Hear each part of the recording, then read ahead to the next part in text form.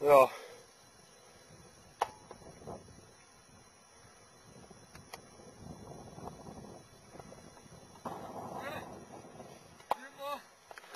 Du må holde fisken som helt etter kamera.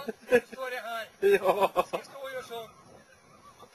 Prøv meg. Du holder fisken som står i kamera. Og så beveger du kamera slik at det ser ut. Ja, du kan godt si det. Hvor langt unna?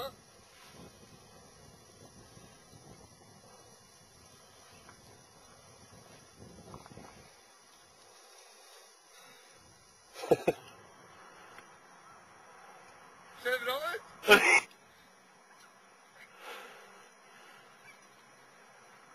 Så på den store fisken jeg har fått.